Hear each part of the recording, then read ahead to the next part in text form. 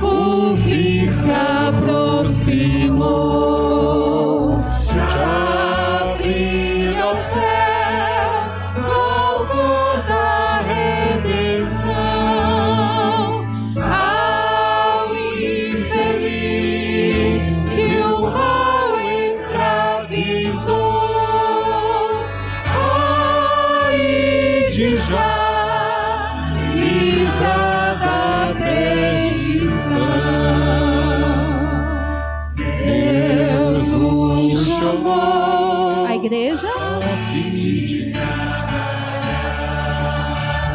Sim, é Jesus, o nosso capitão. Graça e perdão deveis anunciar. Quem for fiel terá um galardão.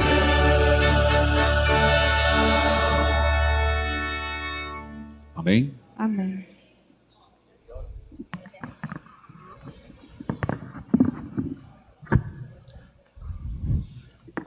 Oremos. Santo, santo e amado Deus, Graças te damos, Pai, porque Tu és o doador da vida. Te agradecemos por esse privilégio de estarmos em Tua casa de oração, de fazermos parte do Teu povo e de adorarmos a Ti mais uma vez nesta manhã de sábado. Queremos pedir a Tua presença nesse momento.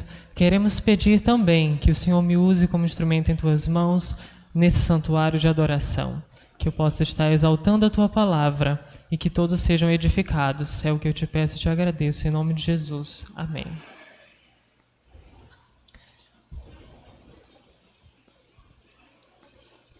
Muito bem. Mais uma vez, um feliz sábado a todos, os que estão aqui presentes, e também para você que nos acompanha pela internet. Sintam-se muito bem-vindos à casa do nosso Deus. Hoje, como nós sabemos e já foi falado anteriormente, é um dia, uma data muito emblemática para a nossa instituição, que é o dia 22 de outubro. E nesse sábado nós estaremos tratando alguns temas relacionados à mensagem escatológica, a mensagem que chega até os nossos dias.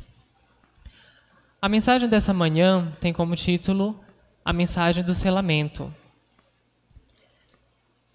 Antes, porém, de nós entrarmos nesse assunto, precisamos identificar e analisar o contexto histórico em que a mensagem do selamento foi descoberta.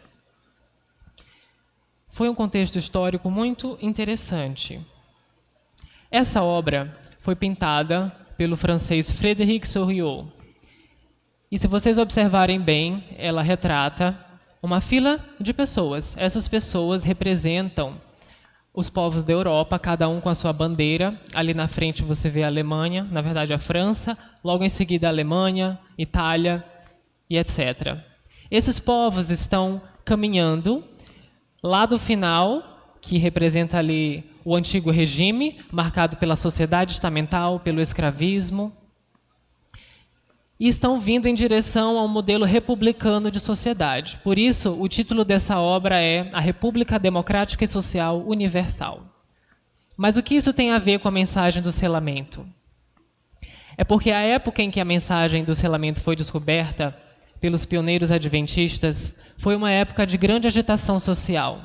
Vocês estão vendo aqui pessoas enfileiradas de forma ordeira, de forma calma, indo de um regime ao outro, mas, na verdade, na prática, não foi assim que aconteceu, não foi toda essa calmaria. Na verdade, foi mais isso, ou seja, invasões em palácios, em igrejas.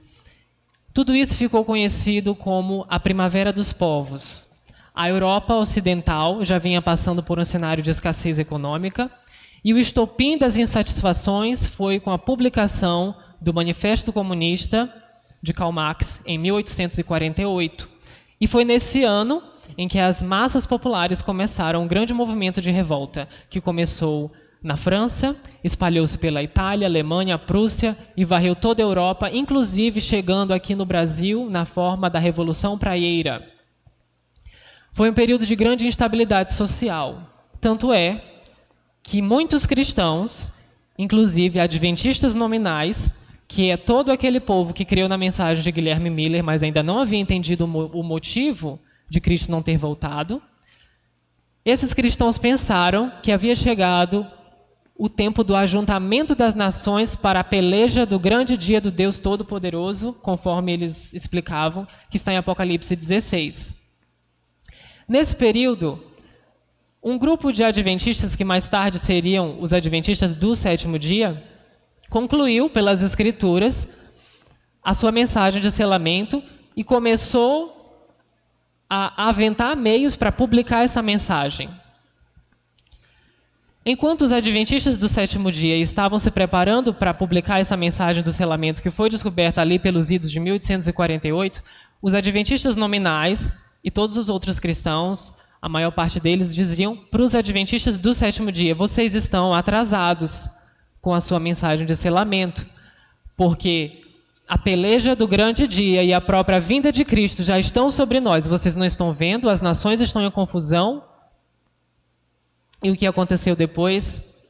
Meses depois, inexplicavelmente, toda essa balbúrdia e essa confusão simplesmente desapareceu.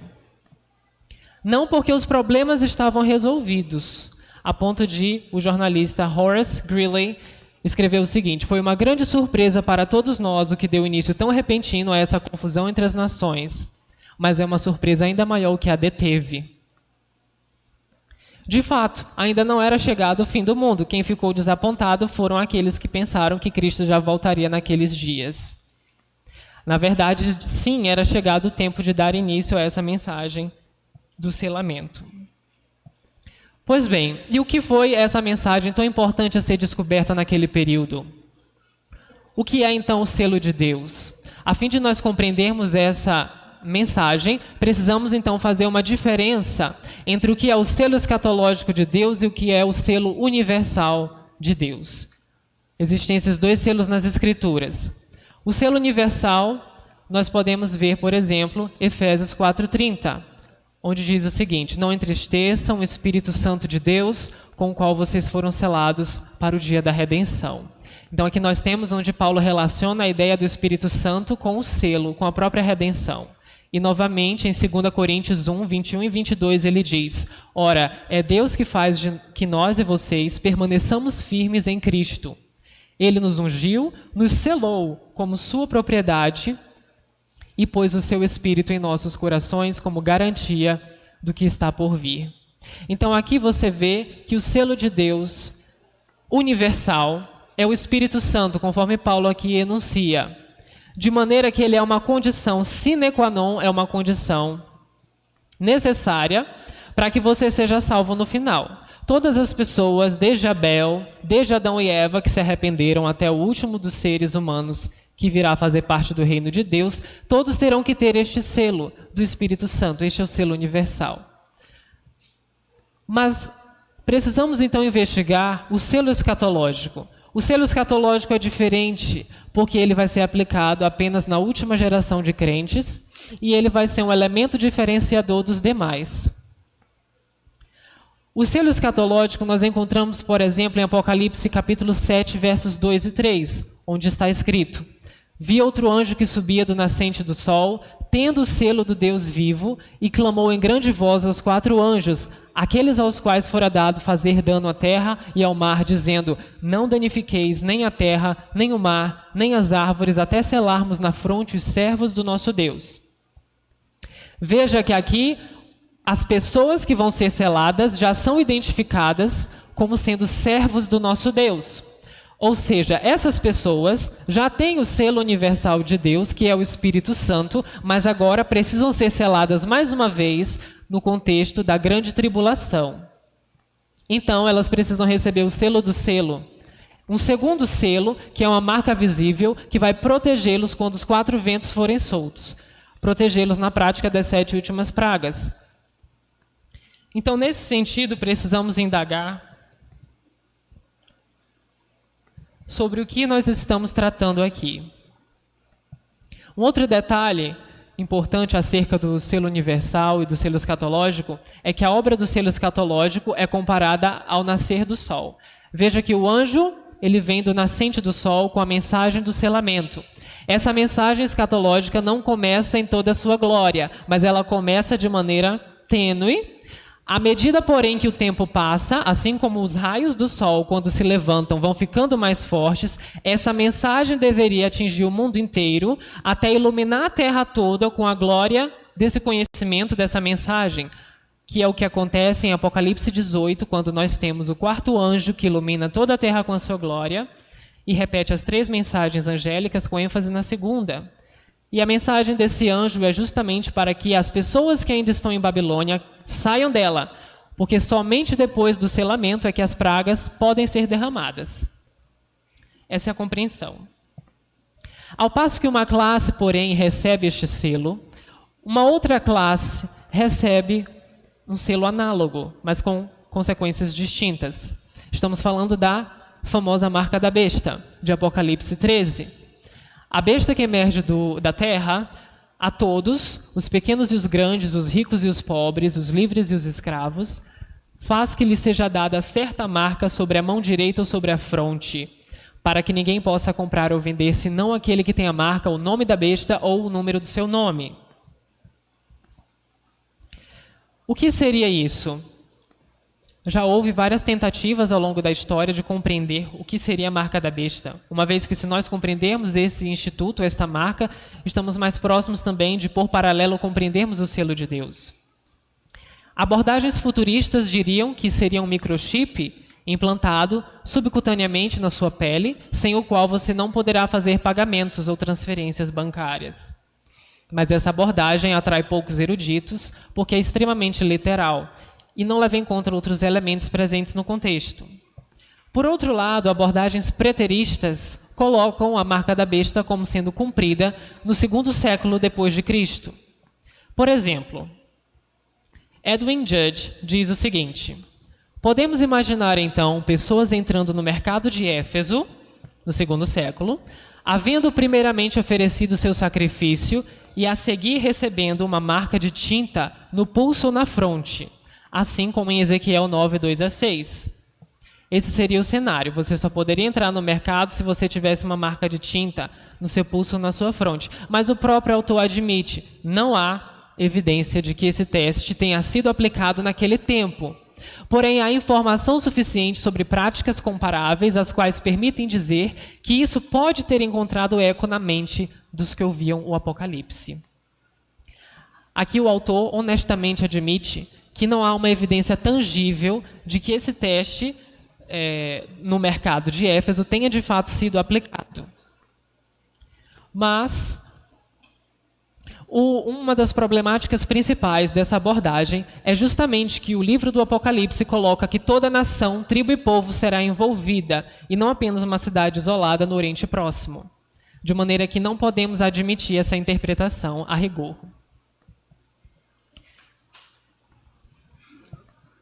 Como nós vimos, aqui é a retratação do mercado antigo que eu quis colocar. Como nós vimos em uma mensagem anterior, que eu estive aqui presente, eu afirmei que, a fim de nós compreendermos o livro do Apocalipse, precisamos entender que o livro do Apocalipse se fundamenta no Antigo Testamento. Então, dos 404 versos que estão nesse livro, 274 estão em referência como sendo uma citação ou alusão ao Antigo Testamento.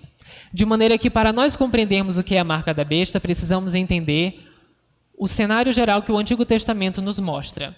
E o que nós percebemos é que a besta marca as pessoas nas mãos e na fronte, da mesma forma que Deus faz no Antigo Testamento ao dar uma lei ou norma para ser cumprida. Então vamos aos textos muito conhecidos. Deuteronômio 6, versos 5, 6 e 8, Deus diz: amarás, pois, o Senhor teu Deus de todo o teu coração, de toda a tua alma e de toda a tua força. Estas palavras que hoje te ordeno estarão no teu coração. Também as atarás como sinal na tua mão e te serão por frontal entre os olhos. Então, a lei como um todo aqui é caracterizada como sendo um sinal, um selo de diferenciação entre Deus e o seu povo. E ele usa, inclusive, a mesma imagem que a besta usa das mãos ou da fronte. Novamente, em Isaías 8,16, resguardo o testemunho e sela a lei no coração dos meus discípulos.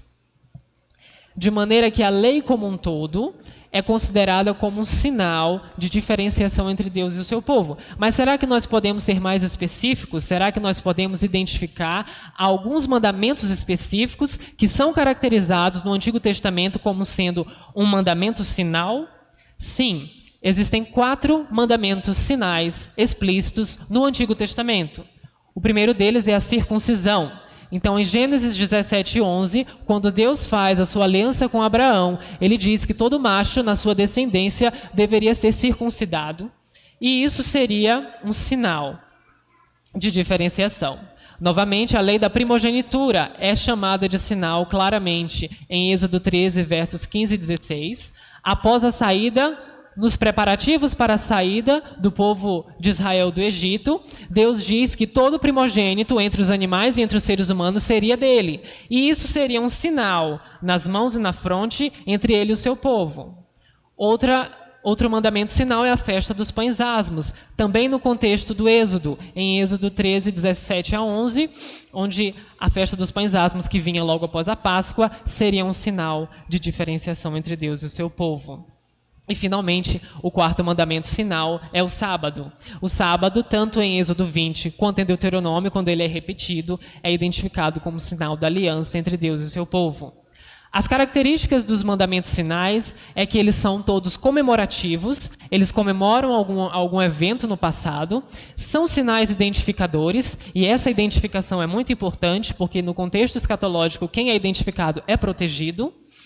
Mesmo no Êxodo, quem foi identificado com o sangue do cordeiro não teve seu primogênito morto, por exemplo. Por fim, os mandamentos sinais possuem uma manifestação ritualizada visível. A circuncisão é visível, a festa dos pães asmos é visível, o sábado também. A marca da besta possui a estrutura de um mandamento sinal. Ela também possui essas características. Primeiro, porque ela usa os termos mãos e fronte, assim como esses mandamentos sinais. É um sinal identificador entre a besta e seus adoradores e envolve alguma forma de adoração ritualizada à besta. Muito bem. Mas qual desses 4 mandamentos sinais nós podemos identificar como sendo o selo de Deus escatológico? Ou qual desses 4 mandamentos sinais podemos vislumbrar como sendo imitados ou contrafeitos pela besta de Apocalipse 13? A fim de nós determinarmos a resposta para essa questão, precisamos analisar o quadro geral do livro do Apocalipse. Qual a evidência que nós temos para qual desses 4 mandamentos sinais a literatura apocalíptica aponta como sendo o selo escatológico e a contrafação no sentido da marca da besta. Então, o primeiro ponto que precisamos analisar é a própria estrutura do livro do Apocalipse. Ele está dividido em seções. São 7 seções, alguns teólogos falam menos, outros mais, mas em geral são 7. Cada uma dessas seções em que o livro do Apocalipse está dividido é introduzida por uma cena introdutória, certo? Então, aqui, Richard Davidson, ele definiu nessas passagens. E o que é interessante de nós analisarmos é que cada sessão, cada cena introdutória que introduz a sessão, contém pistas, contém elementos que são retomados dentro da sessão que ela introduz. Então, por exemplo, a primeira sessão do livro do Apocalipse é Jesus glorificado, Apocalipse capítulo 1. Então, a cena introdutória é essa, que João contempla Jesus glorificado. Jesus ele está com vestes sacerdotais, ele está com um cinturão, né, ao seu redor, uma estola sacerdotal. Os seus pés são como bronze polido, os seus olhos como chamas de fogo, o seu cabelo branco como a neve, como a lã. Na sua mão direita ele tem 7 estrelas e ele anda entre 7 candelabros. Esses elementos são todos retomados dentro da primeira sessão na carta às 7 igrejas. Então, por exemplo, se você abrir em Apocalipse, capítulo 2, quando começa as cartas, ele diz assim, 2:1, ao anjo da igreja em Éfeso escreve, estas coisas diz aquele que conserva na mão direita as 7 estrelas e que anda no meio dos 7 candeeiros. Então, aqui ele está retomando a cena introdutória, novamente a igreja de Sardes. Estas coisas diz aquele que tem, ou melhor, a igreja de Pérgamo. Estas coisas diz aquele que tem a espada afiada de 2 gumes, porque da sua boca saiu uma espada afiada na cena introdutória. Então essa é uma ideia muito interessante para nós trabalharmos no estudo do livro do Apocalipse. Como isso pode nos ajudar na compreensão do que seria a marca da besta? É muito simples. Vamos ver então a cena introdutória que introduz a seção onde está a marca da besta. A seção onde está a marca da besta compreende os capítulos 12, 13 e 14. É a seção chamada a seção do grande conflito. A cena introdutória é Apocalipse 11, 19, o último verso do capítulo 11, que diz Apocalipse 11, 19. Abriu-se então o santuário de Deus, que se acha no céu, e foi vista a arca da aliança no seu santuário, e sobrevieram relâmpagos, vozes, trovões, terremoto e grande saraivada. O que nós podemos analisar diante desta cena introdutória? Várias coisas. Primeiro, o tema predominante aqui é o santuário celestial, não qualquer parte, mas o lugar santíssimo dele. E dentro do lugar santíssimo foi posta em evidência a arca da aliança. Qual é o objeto mais emblemático colocado dentro da arca da aliança? As 2 tábuas dos 10 mandamentos, escritas pelo dedo de Yahvé. Então nós temos aqui o tema predominante como sendo a lei de Deus. Também porque no final do verso vem vozes, trovões, terremoto e grande saraivada. E isso é uma alusão à entrega da lei no Monte Sinai, quando o monte todo fumegava, tremia, e o próprio Moisés disse que se sentia aterrado e trêmulo diante daquela situação. Então, o tema predominante na cena introdutória, que introduz a seção onde está a marca da besta, é a lei de Deus, os mandamentos de Deus e o santuário celestial. Esses temas são postos em discussão dentro desse conflito onde está a marca da besta. De maneira que nós podemos, então, prever e esperar que dentro desses capítulos 12, 13 e 14 haja referências aos mandamentos de Deus, porque eles são ressaltados implicitamente aqui. E, de fato, é isso que nós observamos. Temos duas referências aos mandamentos de Deus nessa seção. Apocalipse 12, 17, irou-se o dragão contra a mulher e foi pelejar com os restantes da sua descendência, os que guardam os mandamentos de Deus e têm o testemunho de Jesus. E, novamente, aqui está a perseverança dos santos, os que guardam os mandamentos de Deus e têm a fé de Jesus. Mas será que nós podemos ser mais específicos quanto a esses mandamentos? Porque os mandamentos estão divididos em duas tábuas. Os primeiros 4, na primeira tábua, dizem respeito à nossa relação para com Deus. E os últimos 6 dizem respeito à nossa relação para com o próximo. O que será mais que está em conflito, nesse grande conflito dos capítulos 12, 13 e 14? Quais são os mandamentos específicos que estão em discussão aqui? Podemos analisar, então, qual é o tema predominante que aparece nesses capítulos, a partir de alguns versos. No capítulo 13, vamos ver a ideia principal. E adoraram o dragão, porque deu a sua autoridade à besta, também adoraram a besta. Verso 4. Verso 8. E adorá-la-ão todos os que habitam sobre a terra, aqueles cujos nomes não foram escritos no livro da vida do Cordeiro. Verso 12, faz com que a terra e os seus habitantes adorem a primeira besta cuja ferida mortal fora curada. E verso 15, e lhe foi dado comunicar fôlego à imagem da besta para que não só a imagem falasse, como ainda fizesse morrer quantos não adorassem a imagem da besta. Qual é o tema principal e recorrente que nós vemos em todas essas passagens? É a adoração. Então, o capítulo 13 possui reiteradas referências à adoração. Então, nós já temos uma ideia de quais mandamentos estão aqui em discussão.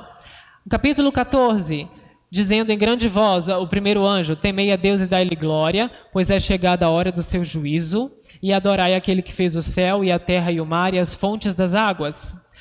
O terceiro anjo diz em grande voz, se alguém adora a besta e a sua imagem, recebe a sua marca na fronte ou sobre a mão, etc., verso 11, a fumaça do seu tormento sobe pelos séculos dos séculos e não tem descanso algum, nem de dia nem de noite, os adoradores da besta e da sua imagem e quem quer que receba a marca do seu nome. Novamente a adoração, nos capítulos 13 e 14. Então, a implicação é que não está tanto em discussão aqui os mandamentos éticos, que são os 6 últimos. Os santos não são distinguidos especialmente porque eles não adulteram, porque eles honram os pais, porque eles não matam, não que isso não seja importante. Mas nesse contexto aqui, é a adoração correta que é o ponto principal do conflito entre os servos de Deus e aqueles que seguem a besta. Então, aqui nós vemos, a partir dessas evidências, que o tema predominante é a adoração. Não é tanto a relação horizontalizada com o meu próximo, mas é a minha relação verticalizada para com Deus. Certo? Então, se o tema predominante é a adoração, são os 4 primeiros mandamentos que estão em jogo aqui. É justamente você adorar a Deus corretamente ou você trocar essa adoração por uma outra, análoga. E, de fato, é isso que nós observamos agora, com a besta tentando violar esses 4 primeiros mandamentos. Então, aqui nós temos uma tabela comparativa, onde mostra a comparação entre Êxodo 20, os primeiros 4 mandamentos, e Apocalipse 13. O primeiro mandamento diz o seguinte, não terás outros deuses diante de mim. Mas o que a besta faz? A besta faz com que adorem o dragão, e também adoraram a besta. Adorá-la-ão todos os que habitam sobre a terra. Então aqui nós temos a violação do primeiro mandamento, é uma falsa adoração, é um ídolo colocado no lugar do Criador. O segundo mandamento diz, não farás para ti imagem de escultura. Mas a segunda besta diz aos que habitam sobre a terra que façam uma imagem à besta. Então nós temos uma violação também do segundo mandamento. O terceiro mandamento diz: não tomarás o nome do Senhor teu Deus em vão. Mas a besta profere arrogâncias e blasfêmias e abre a boca em blasfêmias contra Deus para lhe difamar o nome. Então, até aqui nós vimos, embora a sequência seja dispersa, nós observamos um padrão evidente no sentido de a besta, tanto do mar quanto da terra, entrar em aliança para levar o mundo a se rebelar contra a lei pactual de Deus, especialmente contra os 4 primeiros mandamentos. Mas e o 4º mandamento? Agora você já tem uma ideia de qual dos mandamentos sinais apresentados no Antigo Testamento é um teste de lealdade para a última geração. A circuncisão, a festa dos pães asmos e a lei da primogenitura já não podem entrar aqui, porque a cena introdutória já ressaltou a Arca da Aliança. O único dos 4 mandamentos sinais que está na Arca da Aliança é o 4º mandamento, o mandamento do sábado. Veja, o mandamento do sábado diz: lembra-te do dia de sábado para o santificar, o 7º dia é o sábado do Senhor teu Deus. Mas a marca da besta é identificada como sendo uma marca, o nome da besta e o número do seu nome. Então, tanto o sábado quanto a marca da besta partilham de um padrão.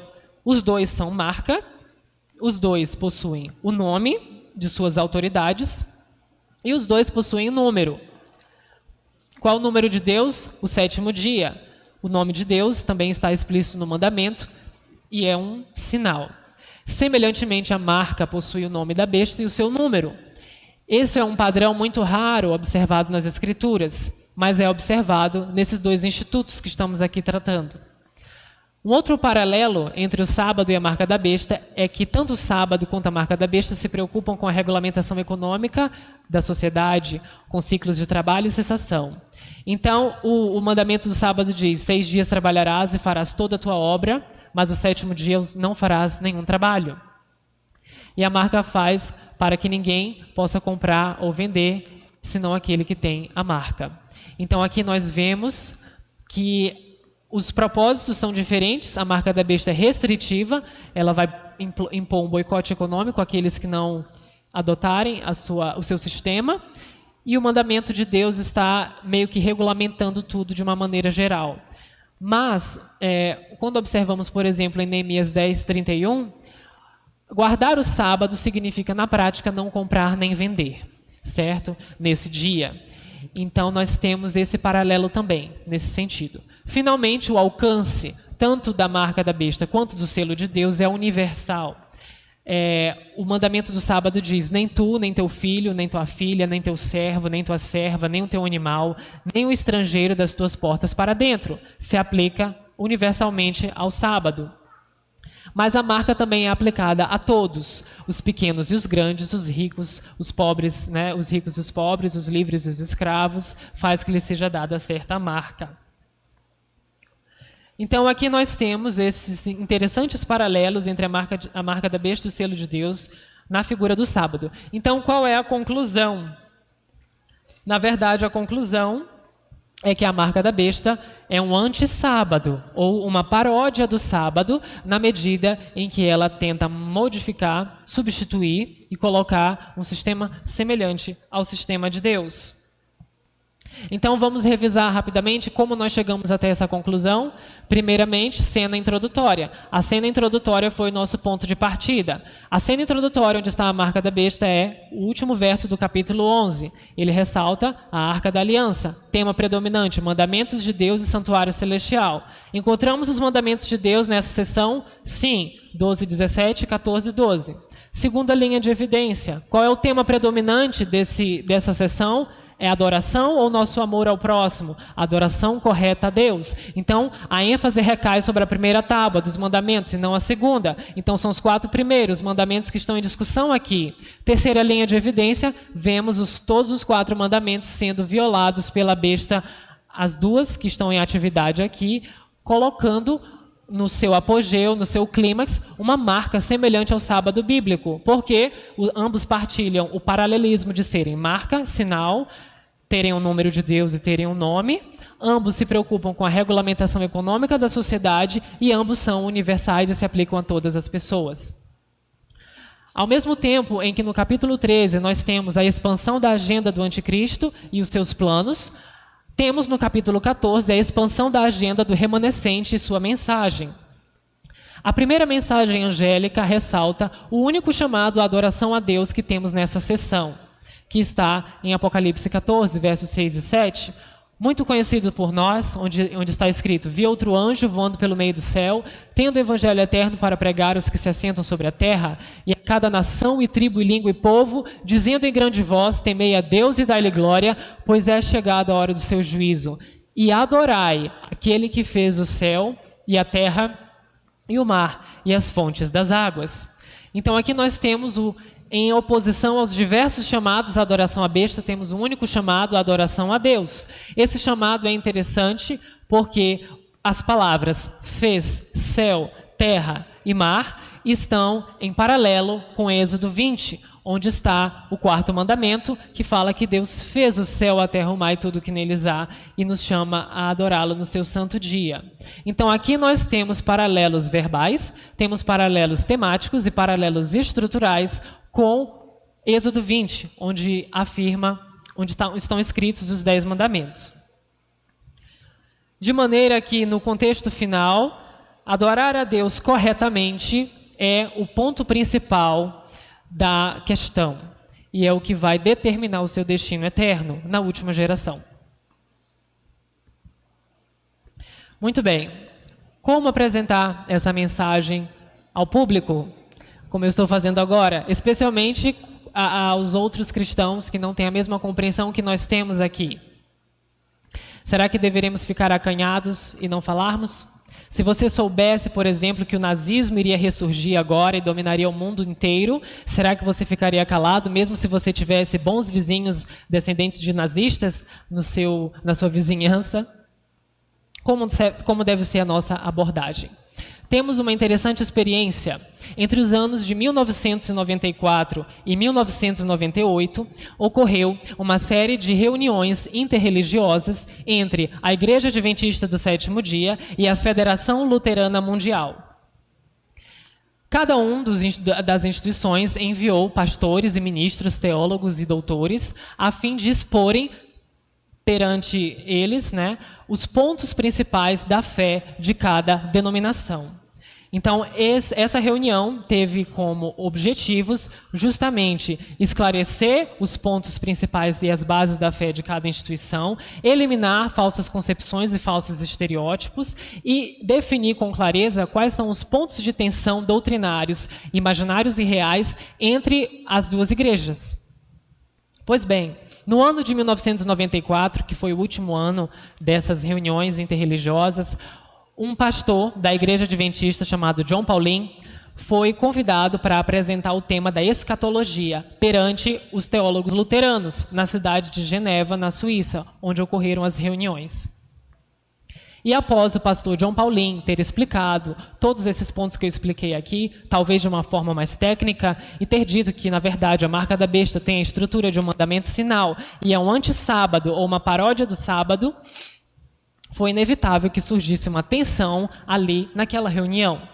Inclusive, um dos teólogos luteranos ali, muitos deles eram especialistas em Daniel e Apocalipse, e um dos teólogos luteranos tomou a palavra e disse, e se sentiu extremamente ofendido. Ele disse: pelo que eu entendi, eu estou bem em minha posição para com Deus, porque a marca da besta é um evento ainda para o futuro. Mas se os meus netos ou os meus filhos não se tornarem adventistas do sétimo dia no futuro, eles não vão se salvar. E eu não posso suportar esse ensinamento. Eu pensei que vocês eram um grupo de companheiros cristãos, mas agora eu percebo que vocês são apenas uma seita. E o clima de tensão se elevou naquela reunião.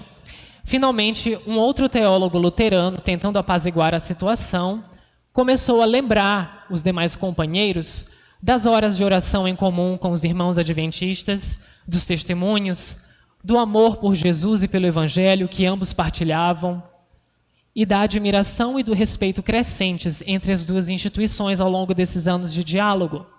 E no final, o teólogo luterano disse: será que estamos dispostos a lançar tudo isso fora porque simplesmente deixamos de apreciar um único ponto? E pouco a pouco os demais luteranos concordaram com esse posicionamento, mas aquele primeiro que havia se manifestado desfavoravelmente ainda continuava visivelmente sentido com tudo o que aconteceu. No final, o pastor adventista John Paulin tomou a palavra e disse: os adventistas não acreditam que essa mensagem da marca da besta irá causar divisão apenas nas outras igrejas. Acreditamos que vai causar divisão na nossa própria igreja, porque é esperado, inclusive, que muitos adventistas terminem do lado errado do grande conflito. Seja nós ou os nossos descendentes, os que estivermos vivos por ocasião da imposição da marca da besta, todos eles terão que enfrentar a mesma decisão: se eles permanecerão com a fé de Jesus a qualquer custo ou se eles seguirão para o caminho fácil da aprovação do mundo. Naquele dia, luteranos, adventistas, católicos ou qualquer que seja a sua confissão, naquele dia todos terão que enfrentar a decisão no mesmo nível.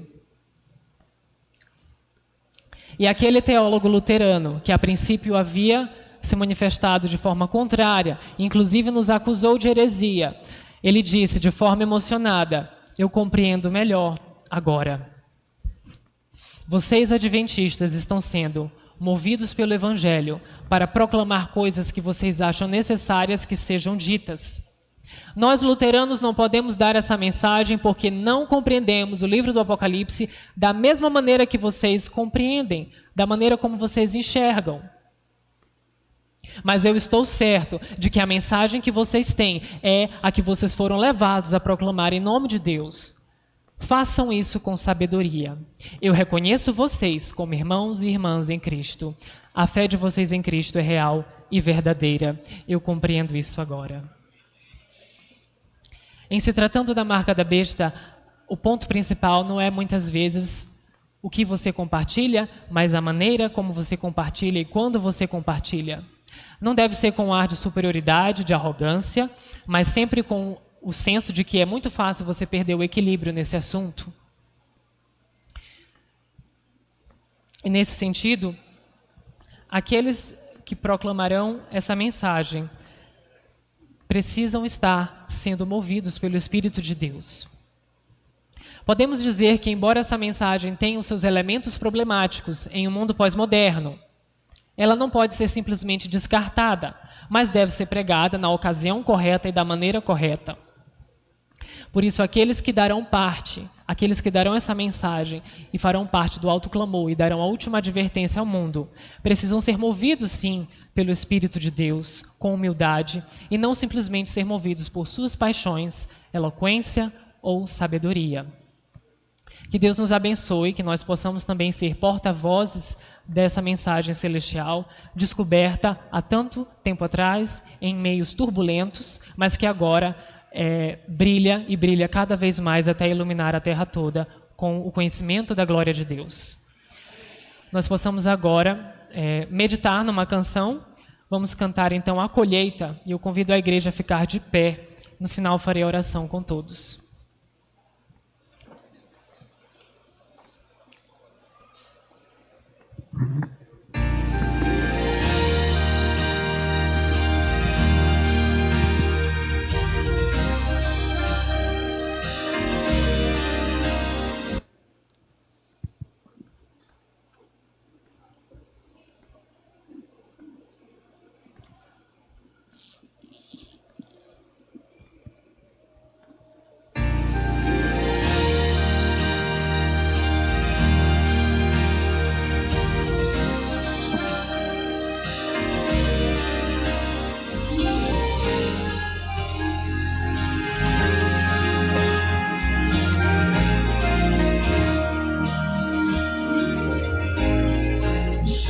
Estão brancos, já podemos ver, desponta um novo dia, um novo amanhecer, há trabalho a ser feito, e dá muito que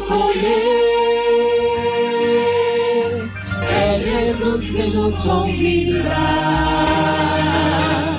O que vamos responder? Eu quero ir, Senhor, a seara trabalhar. Quero ser ajudador, falar de Cristo e seu amor. Eu quero ser, Senhor,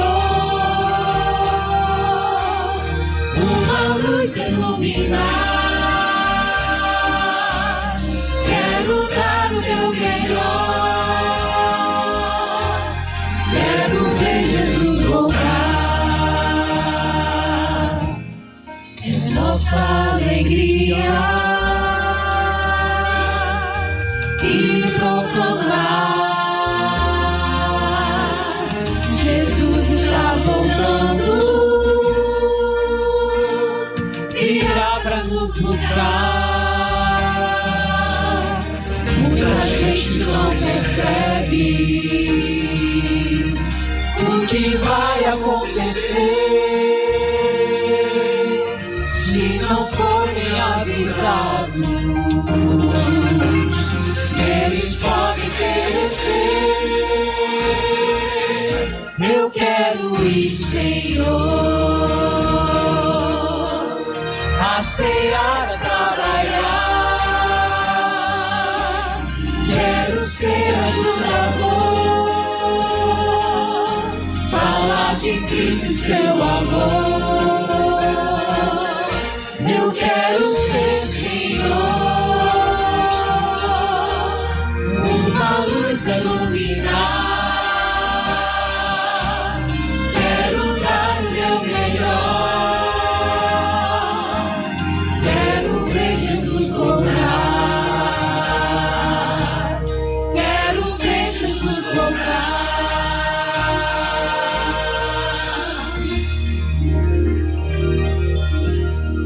Amém. Oremos. Santo e amado Deus, graças te damos, Pai, porque sobre nós brilha a maravilhosa luz da Tua palavra.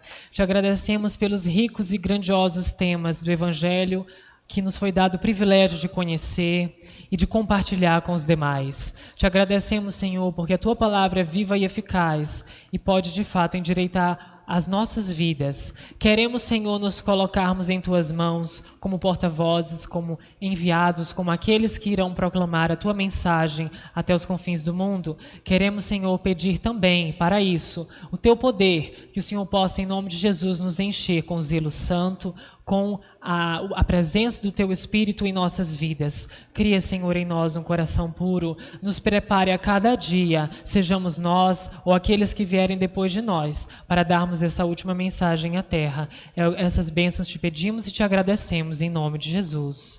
Amém. Agradecemos o apoio e a presença de todos os que estiveram aqui nos assistindo. Queremos lembrar a igreja que à tarde também continuaremos com esse tema histórico da nossa igreja, acerca do grande desapontamento. Pedimos à igreja que fique em reverência, porque os diáconos irão ordenar a saída. Um bom sábado a todos.